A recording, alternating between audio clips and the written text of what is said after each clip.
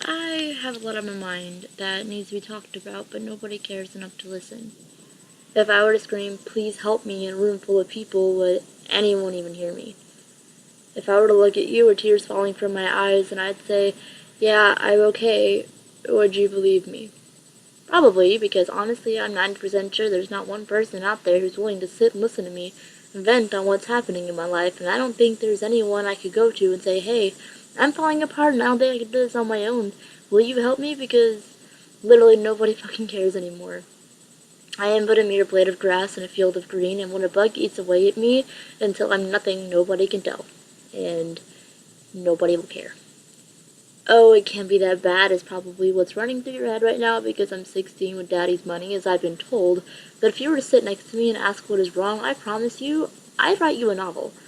A novel about issues that keep rising up in my life, about what I think about before I sleep, about what keeps me worrying all the time, and what I believe needs to be done differently in the world, but nobody cares enough for that.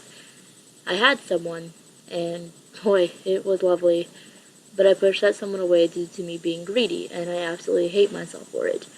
I find myself grasping at my clothes every night, trying not to let the screams escape my throat in fear of waking up my family, having to hide my blades in fear of what I do to my own body because, god damn it, I still feel your fingertips on my skin, and all I want to do is scrape it all off and start new.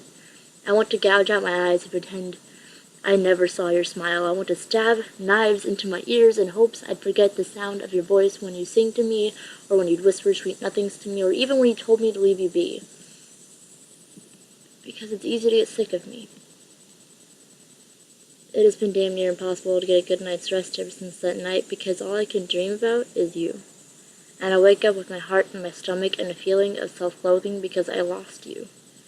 I'll never get you back. I know you said you'll always love me and you'll always be there for me, but there's no way in hell I could call you when I'm like this. I'm sure you've deleted my number out of your phone. I'm sure you've deleted everything. But yours still lives in mine, for you always have a home in me. But I've been evicted in the home I've made in you.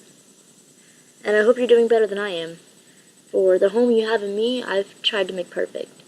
A white picket fence to protect you from harm's way once you enter the gate, an attic of mysteries you could always manipulate and explore, a bed to lie down in, and feel welcome because I could hold you in my arms for centuries and still never wish to let go.